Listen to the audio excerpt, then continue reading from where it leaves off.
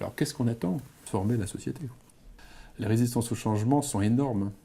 En fait, quand on regarde le champ social dans lequel on vit, donc les normes sociales qui qui donnent notre espace vital, quand on veut changer une norme sociale, ça prend un temps fou, quoi.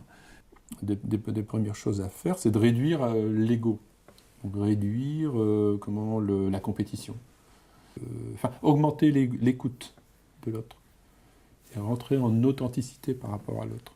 Donc revenir à ses fondamentaux. C'est-à-dire qu'aujourd'hui, notre société est une société exclusivement manipulatoire. Les premières personnes qu'on manipule, c'est nous-mêmes, et en même temps, on passe sa vie à critiquer, donc en critiquant, je manipule. Donc je suis toujours en train de manipuler. On a été éduqués à manipuler.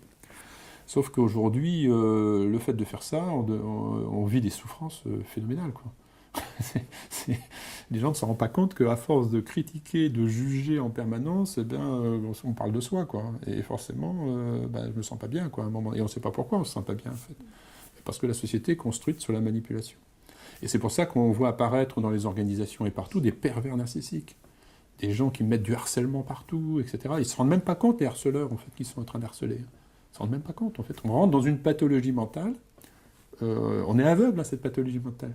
Alors que l'intelligence collective, ça va servir à donner du sens, à éveiller la conscience de ce qu'on est. Donc, quelque part, dans l'intelligence collective, on fait du développement personnel.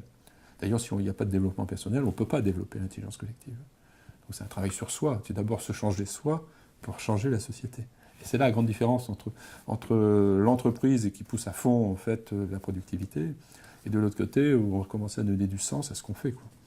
Donc se retrouver, quoi, grosso modo, et se sentir moins esclave du système économique dans lequel on vit. Bon, il faut vivre dans le système économique, hein. On vit dans une culture, mais pas à n'importe quel prix, quoi. Voilà.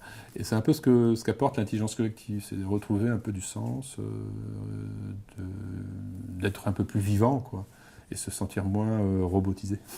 Enfin, désobéir, grosso modo, au conditionnement dans lequel on est, pour s'extraire à un moment, ce qu'on appelle une connexion collective, pour essayer d'imaginer ensemble quelque chose de neuf, donc dans une zone de grande confiance, en fait, entre nous, hein, en collectif, donc une zone où l'estime de soi est très forte, donc forcément, on ose collectivement faire quelque chose ensemble, et dès qu'il y a une prise de conscience, donc, on revient dans notre conditionnement normal.